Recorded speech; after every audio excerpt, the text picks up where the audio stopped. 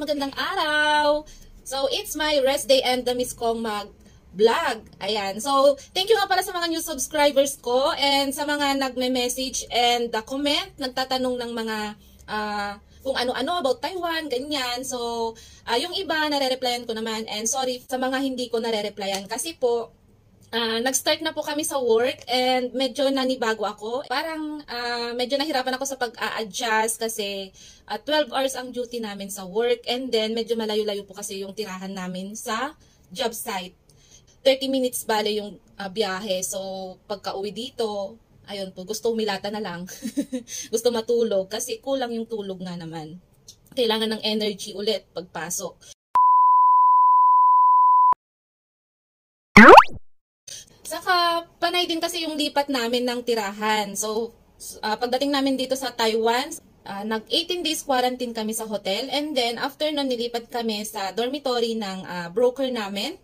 So, after ng 2 weeks namin sa dormitory ng broker namin, so, ina-expect na namin na uuwi na kami sa talagang dormitory namin. And, sad to say, nilipat ulit kami dito sa hotel. So, for now, nandito pa kami sa hotel for almost 1 month. Ayan, so 1 month na namin dito sa 20. So hopefully, by June 20, makaka-uwi na kami talaga sa dormitory namin. So ayan, bale, may nabasa kasi ako doon na doon sa mga previous post ko na kung pwede tackle ko naman daw yung mga nagastos ko sa pag-a-apply dito sa Taiwan.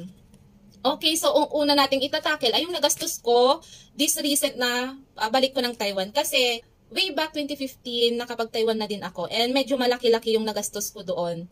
And then, ngayong 2022, medyo lesser yung nagastos ko. Kasi wala po kaming placement fee.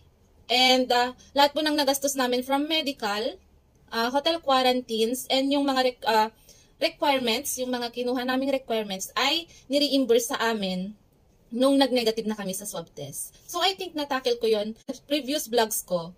So, kahapon, nung umuwi kami, after work, nagtanong-tanong din ako sa mga coworkers ko, yung mga kabatch ko, kung magkano yung mga nagastos nila. So, ayan. So, isisingit ko siya. Ayan, panoorin niyo siya. Eh, Mare. Ito tama. Ikaw, ilan nagasto mo pag-apply dito? Ilan yung nagasto mo? Ilan magkano para? Siguro 20 lang.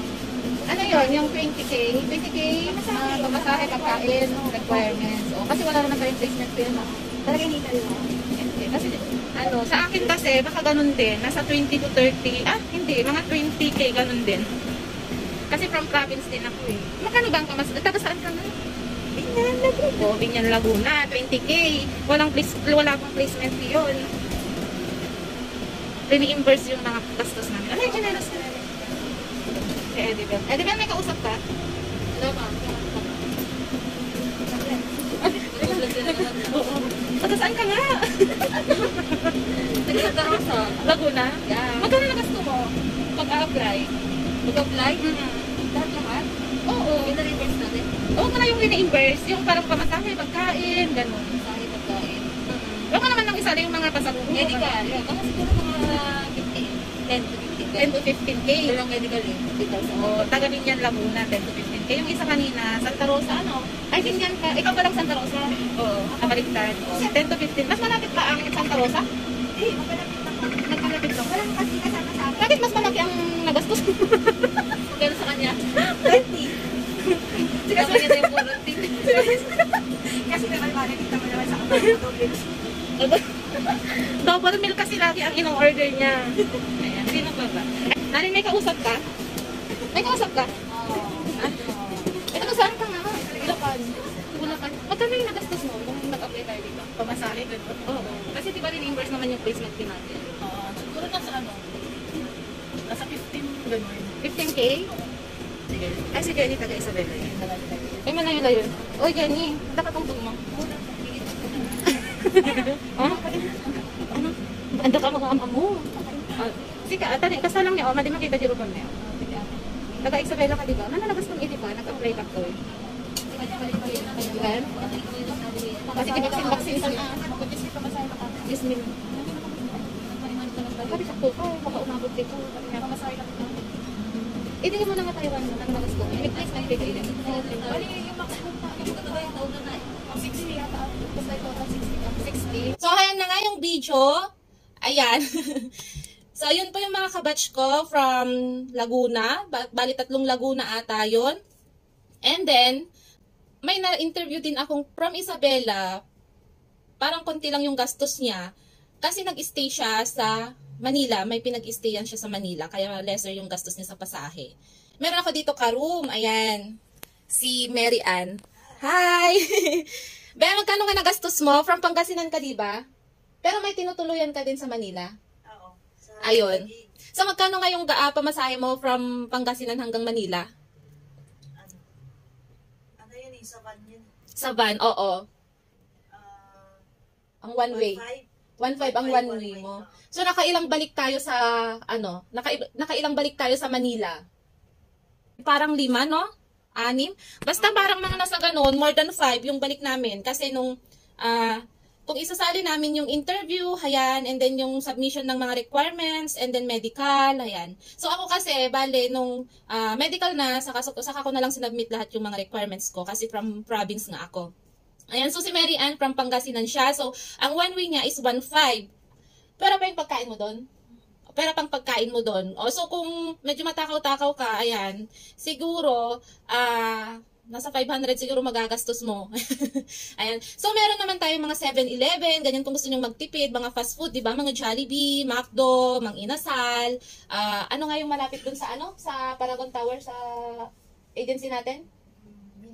Yung mini stop, ayan, sa halagang less than 100 pesos, makakakain ka ng rice at fried chicken. Okay, ganun din naman sa Jollibee, di ba? So ako, pagka lumuluwas ako, more on fast food ako kumakain. Hindi ako kumakain sa mga karinderya. Minsan lang. Nung ano lang siguro. Kasi parang ganun din yung presyo sa mga karinderya doon. And sa mga fast food, parang mas mura pa nga minsan sa fast food. Ayun. So, sa mga dyan, sa mga hindi maarte, ganyan, at gustong makatipid ng mga aplikante, pag lumuluwas kayo ng Maynila, taga-probinsya kayo, mas okay. At saka, I think mas safe kung doon kayo kakain sa mga fast food like Jollibee, McDo, dan inasal ko gusto niyo ng unlimited rice, di ba? So, diskarte niyo yun kung paano kayo makakatipid. Sa akin kasi talagang tipid na tipid. Okay, so sa expenses ko naman, ikaw, bali magkano yung nagastos mo? Umabot ka ng 100K, di ba? Hindi naman. Oo, kasi pabalik-balik tayo. Ayun, so sa kanya, umabot siya ng 100K. Pero yung iba kasi na-reimburse sa amin, since no placement fee kami, yung sa 100K kasi, nasabi niya, mga na yun, mga medical, ganyan, lahat na yung mga pag-a-apply, mga paglakad-lakad niya ng mga requirements like NBI, PSA, yellow card, ganyan. So, syempre, pamasahe talaga yung dadali sa atin doon. Kaya pag mag-a-apply kayo, naku, kailangan nyo talaga ng pera. Hayan. So, ako naman, nung unang apply ko dito, wala naman akong pera, pero nakataywan ako. Magkano lang yung pera ko nun? Parang 2.5 lang ata. Ayun, yun yung parang starting ko. Pamasahe ko lang papuntang Manila, yun din, umutang-utang na ako later. Ayan, and then, so sabi ko nga, ang itatakil ko ngayon ay kung magkano yung nagastos ko, ang dami ko pang sinasabi, di ba? Ayan, so sa pamasahe ko pa lang umabot na ako ng 23,480. Ayan, kasi nililista ko lahat talaga yung gastos ko. Ayan. So, sa pamasahe pa lang yun since pandemic kasi ako nag-apply and walang mga buses. 'Di ba? Ayan, so, sa carpool ako. Carpool, sa mga van ako sumasakay, which is, noong kasagsagan ng COVID, 2.5 ang one way namin. Kasi from Nueva Vizcaya ako, 8 hours ang biyahe. Pero may mga nakakausap ako minsan, tinatawaran ko ng mga 1.5 ganyan. So, umuoo naman sila, ganun. And then later, naging 1,000. And then later, meron ng bus na bumibiyahe pa isa-isa. Ayan, and pamasahe is 560 ang one way. Ayan, so balikan lang ako, hindi ako nag-i-stay sa Manila. Pagkatapos ng lakad ko sa Manila, uuwi ako agad. Ayun, so siguro ang pagkain ko doon sa Manila is parang 3 beses lang ako kumakain kasi pagkadating ko doon kakain na ako. Ayan, kasi madaling araw ako darating doon. Ayan, so less than 100 lang yung nagagastos ko per meal. And then kapag medyo abutin ako ng mga siyam-siyam doon, ayan, syempre pang pang lunch, ganyan. And then, bago ako umuwi, bago ako bumiyahe. Bakit umabot sa ganon? Ang dumali sa akin ay yung pasahe ko papuntang Cavite noon kasi nagpabaksin kami. Pero kung wala yon, mga nasa less than 20k lang yung gastos ko. Kasi mahal yung pasahe namin papuntang Cavite. Kailangan kasi noon nakabaksin na kami since sa amin, sa lugar namin nun, wala pang available na vaccine. And akala namin makakaalis na kami agad nun. So, inapura talaga namin. So, naghanap kami ng mga available vaccine. And doon kami sa Cavite nakahanap ng available. So, pinagkagastusan talaga namin yung pamasahe doon. So, yung round trip namin ay 5,000. And then, for the second dose, another 5,000. So, 10k na yun. Diba? Pero yung isa, yung pabalik na kami, parang nalibre kami kasi sumakay kami sa trackings. Buti na lang may kasabay ako si Jenny, na taga Isabela. Sumakay kami sa kapatid niya. And then, next sa gastos namin, yung medical, syempre. Ang medical phase 1, phase 1 tinatawag yung o yung parang examination na from head to toe yun. Yung may stools, urine, ganyan, yung tutuwad ka, tutuwad ka. And then, x-ray, ganyan. Tapos meron ding, ano ang tawag doon, yung mag-e-exam tayo, by psychological test yon. Ayun, so nagre-range yon ng 4,000 to 5,500. So, depende yon sa agency. Sa agency kasi namin, masasabi kong hindi sila mukhang pera kasi mababa lang yung mga hindi nila pinapatungan na. I think hindi na sila po nagpapatong sa mga medicals. Meron man siguro silang nakukuha, ganyan, na parang porsyento, pero hindi na nila pinapatungan. Sa iba kasing agency, kung may makakanood man nito na mga taga-agency, wala naman akong pinapangalanan, pero ang pagkakaalam ko may patong sila dyan, mga nasa 500 to 1,500 per tao. Ayun. Sa pagkakaalam ko lang yun ha, okay. Pero madami namang madami doon na namamatay sa maling akala. Sana di ako mamatay. And then next, yung sa vaccine or sa MMR, yun na yung parang medical phase 2. Ayan. Vaccine yun. Yung MMR na tinatawag, yung measles, mumps, and rubella. Tawag doon. Ewan ko. Correct me if I'm wrong. So, nagre-range yun ng 1,500 to 2,500. So, depende din yun sa agency. Depende sa patong ng agency. Ayan. And then, mga requirements, syempre, kukuha tayo ng mga NBI, mga PSA birth certificate, ayan. So, ang NBI ngayon is 155 pesos, and then ang PSA birth certificate is 155 pesos din. Kapag ka-married ka, kailangan mo ng PSA marriage certificate, which is 210, I think, 210, tama. So, kapag minsan kasi hinihingi din ng agency natin yung mga PSA ng mga anak natin. Ayan, so, kung ilan yung anak mo, ayan, so 155 each. Pero yung iba naman, hindi na hinihingi. And then, dati, nirequire din kaming kumuha ng yellow card, which is 370 pesos. Ayan, pero hindi na ngayon ata required yon kasi meron na yung vaccine certificate, which is libre, ipiprint mo lang. And then, kailangan din kumuha ng LCR birth certificate, yung kinukuha sa munisipyo na birth certificate. Ayan, iba pa yun sa PSA. So, nagre-range yun ng 100 to 150 pesos ang bayad. Sa voter certificate mo, 75 pesos. Ewan ko kung mas may mahal pa doon. And then, sa visa picture, nagre-range din siya ng 400 to 700. Ayan, so kailangan yung mag-picture bago kayo mag-teco. Ayan, bago kayo mag-visa appearance. Kailangan nyo ng picture. And then sa Xerox naman, kasi madami tayong ipapa-Xerox, ipapa-photocopy, ipapa-photocopy natin yung mga documents, ipapa-photocopy sa'yo ng agency or depende rin kung si agency may photocopier na, sila na mismong magpo-photocopy and then magbabayad na lang siguro kayo. Or baka nakasali na sa placement fee nyo yun. Ayun. So, sa amin kasi kami mismo, inutusan kami sa labas mag-photocopy, which is ang nagastos namin, nagre-range sa 80 to 150 pesos. And then, sa printing, syempre, ipiprint yung mga vaccine cert nyo, mga SSS employment history, ano pa ba, yung mga PAYOS, yung mga e-reg nyo. So, sabihin na natin nasa 50 pesos. 50 to 100 pesos, yun na lang siguro. Ayan, and then sa amin din kasi noon, since stricto ang Taiwan, nag 7 days hotel quarantine din kami before. Ayan, so 1,900 per day ang bayad namin sa hotel. Pero ito refundable, ni-refund sa amin ng agency namin.